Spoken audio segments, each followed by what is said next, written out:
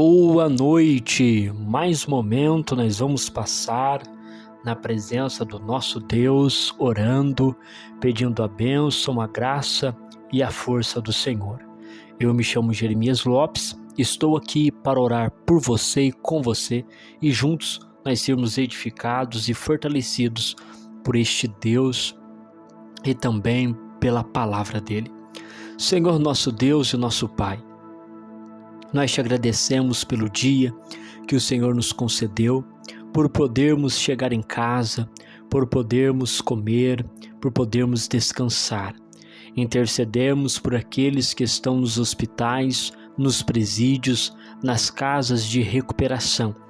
Intercedemos por todos aqueles que estão passando por crises financeira, crises na área familiar, na área profissional, que o Senhor Deus, com a tua mão, venha ajudar os teus filhos neste momento, guiando-nos, ó Senhor, porque dependemos de ti.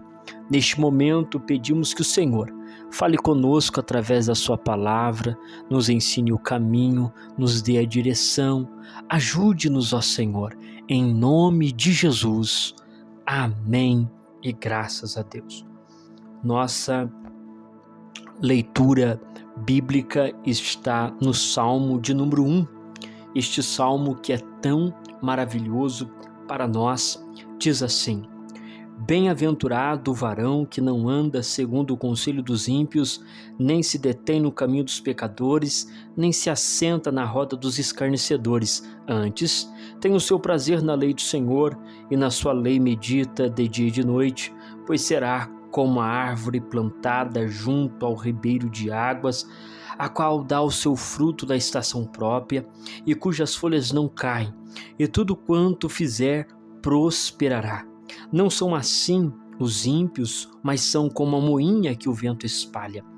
Pelo que os ímpios não subsistirão no juízo, nem os pecadores na congregação dos justos, porque o Senhor conhece o caminho dos justos, mas o caminho dos ímpios perecerá.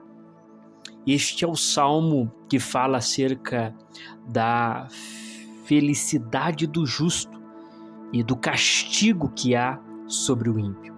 Este salmo ele é repartido em duas partes. O justo sendo bem-aventurado, verso 1, verso 2 e verso 3. E o ímpio sendo castigado e perecendo, verso 4, verso 5 e verso 6. Então podemos repartir este salmo em três esferas, em três partes. A parte de que o justo realiza ações, a parte que o ímpio realiza ações e a parte que o Senhor retribui as ações destes. Este salmo, então, ele tem algumas repartições importantes. Nós vamos aqui observar uma dessas repartições, que é o verso de número 3, que diz assim: Pois será como a árvore plantada junto a ribeiros de águas, a qual dá o seu fruto na estação própria, e cujas folhas não caem, e tudo quanto fizer prosperará. Olha só que interessante. Aqui nós temos o justo sendo identificado, colocado como alguém que é uma árvore. É uma figura de linguagem que o salmista aqui coloca, aonde ele atribui esta característica ao justo. Ele é como? Ele é como uma árvore, plantada onde? Plantado perto das águas. O que esta água promove? Ela promove frutificação, dá o seu fruto na estação própria. E o que acontece com ela? Ela sempre prospera, porque as suas folhas nunca caem. Por que não? Porque ela não tem o castigo da estiagem, porque ela sempre está com a água perto, e as suas raízes são profundas o suficiente para se alimentar. Então, este justo é uma representação. Esta árvore é uma metáfora, podemos assim colocar, que aponta a vida do justo, a sua estabilidade, a sua frutificação, o seu estado e a sua aparência. Isto, o salmista, ele coloca e evidencia que o justo é como uma árvore plantada junto ao ribeiro das águas, que dá o fruto no momento certo e tem as suas folhas sempre verdes, porque a sua irrigação acontece normalmente, diariamente. Quando olhamos para esta lição acerca do que o salmista fala de ser como uma árvore, nós observamos nas Escrituras que nós encontramos várias árvores apresentadas e faladas nas Escrituras. O Senhor Jesus, certa vez, ele passa perto de uma figueira em busca ali de fruto e não a encontra. Justamente ali, o Senhor Jesus, ele então vai amaldiçoar aquela árvore, aquela planta, para que ela não viesse mais a produzir. Por quê? Porque ela não tinha o fruto. O fruto é importante nas Escrituras Sagradas e a árvore também é.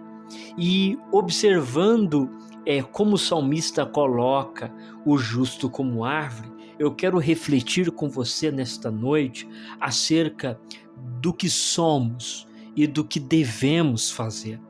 Nós somos como árvores plantadas perto de ribeiros, que precisam frutificar no momento certo, que precisam dar resultados para Deus. O Senhor Jesus, ele vai falar lá em Mateus, capítulo de número 7, versículo 17, disse-lhe Jesus que toda árvore boa produz bons frutos, e toda árvore má produz frutos maus. Em João 15:1, também o Senhor Jesus vai se comparar a uma árvore, dizendo: eu sou a videira verdadeira e meu pai é o lavrador. E em João também, versículo de número 15, versículo 8, Jesus expressa o seu desejo de que sejamos como árvores frutíferas. Nisto é glorificado meu Pai, que deis muito fruto, e assim sereis meus discípulos. Então seremos discípulos de Jesus quando o resultado de ter fruto acontecer. Olha que interessante esta construção bíblica que estamos aqui fazendo. Nós somos árvores e nós precisamos frutificar. Só que o processo do nascimento, o processo do crescimento, o processo do desenvolvimento não é fácil. É interessante porque primeiro todas as plantas elas crescem para dentro e não para fora. Primeiro as raízes delas vão sendo formadas. As raízes delas vão se expandindo para conseguir ali agregar os nutrientes necessários. Após um momento em que a planta ela já consegue ter uma quantidade de umidade absorvida, então ela começa a lançar o broto para cima. E o broto ele vai saindo, nasce o caule e aí vai sendo formado as ligas e depois vem os frutos, depois vem as flores e aí a estação vai falar o que deve acontecer, cada planta sua planta. O que nós entendemos com isso? Entendemos que o processo de sermos uma árvore forte é um processo, primeiro, demorado. Segundo, é um processo em desenvolvimento. Terceiro, é um processo que precisa de estações. E quarto, é um processo que precisa levar ao cumprimento final, que é o fruto. Você consegue entender isso? Então, se nós entendemos esta expressão bíblica da palavra de Deus que nos compara como árvores, nós, logicamente, devemos então ver qual é a nossa estrutura e localizarmos para ver onde estamos. Será que somos aquela semente que foi lançada no solo, recentemente? Ou será que somos aquela plantinha que já mostrou algumas modificações no seu interior, criando raízes? Ou se já somos grandes o suficientes para irmos para cima, criando as guias? Ou se nós já estamos em um porte adulto, em que conseguimos já vivenciar o momento da frutificação e dar os primeiros resultados. A palavra de Deus diz que Deus é como um lavrador que busca em nós este resultado de termos fruto. O salmista está dizendo que bem-aventurado o varão que anda no caminho do Senhor e que tem o seu prazer na lei do Senhor e medita de dia e de noite nesta lei, pois ele será como uma árvore plantada. O ato de meditar nas Escrituras, o ato de ter o prazer na lei, o ato de amar a lei de Deus, nos faz como árvores frutíferas, como árvores plantadas à beira do ribeiro. Diante desse texto, então, nós vamos aqui tirar 3 lições práticas para as nossas vidas nesta noite, que é muito importante. Primeiro, como ser alguém que frutifica. É desejo meu e seu sermos alguém que frutifica para o reino de Deus. Esta é uma verdade que todo crente quer vivenciar. Fazer algo para o Senhor, deixar um legado, deixar uma história, deixar uma marca. Mas a pergunta é como nós vamos frutificar? Como que nós vamos crescer? Como que nós vamos avançar? Olha o texto. O texto diz que é necessário ter o prazer na lei do Senhor. Se tiver o prazer na lei do Senhor, então você se torna como uma árvore plantada junto ao ribeiro que dá o fruto na estação certa e as folhas nunca caem, porque ali há água e tudo quanto fizer vai prosperar.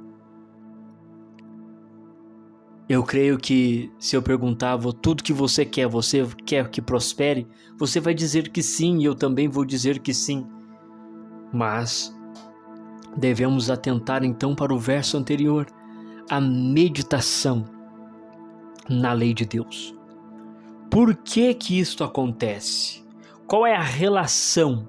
Qual é a relação entre a lei de Deus e a prosperidade? A relação é que a lei de Deus, ela nos ensina as melhores escolhas, ela nos mostra os melhores caminhos, ela amplia os nossos horizontes, ela amplia a nossa visão, ela dá discernimento, ela nos ajuda a enxergar. É por isso que o salmista ele atribui isso, que a pessoa que medita na lei de Deus diariamente, ele vai ser como esta árvore. Por quê? Porque ele vai ter novos horizontes, um novo destino, uma nova perspectiva, um novo propósito, e tudo que ele fizer, ele faz para a glória de Deus, então tudo vai prosperar. Esta é a primeira lição que nós encontramos. A segunda lição que nós temos aqui é o fato de termos que produzir. Nós precisamos produzir, nós precisamos fazer alguma coisa para Deus. O fruto não é nosso, o fruto é de terceiro, é a outra pessoa que colhe, é Deus Pai que colhe, é o Espírito Santo que colhe, é Jesus Cristo que colhe, é o seu vizinho que colhe, é os seus parentes que colhem, é a sua esposa, o seu marido, é eles que vão colher. Quando eu observei isso no fruto do Espírito, isso ampliou os meus horizontes. Quando eu consegui observar que o fruto do Espírito não é para mim, mas é para outra pessoa se alimentar. Veja só, todas as vezes que você chega perto de uma outra planta ou perto de alguma árvore, como uma mangueira ou como uma outra planta que produz fruto de alimento, você observa que a planta não se alimenta do seu fruto, mas são terceiros, são os pássaros, são os animais, são as pessoas. Então o fruto não é para nós, o fruto é para as outras pessoas. O fruto é para as pessoas que estão ao nosso lado. É quando eles chegam em nós e eles buscam em nós este fruto e acabam encontrando. Esta é a segunda lição. Só que só acontece essa segunda lição se nós mantivermos os nossos olhos na lei de Deus. A terceira e última lição, porque o tempo já se esgota. Existe uma bênção sobre aquele que medita na lei de Deus. Tudo quanto fizer prosperará.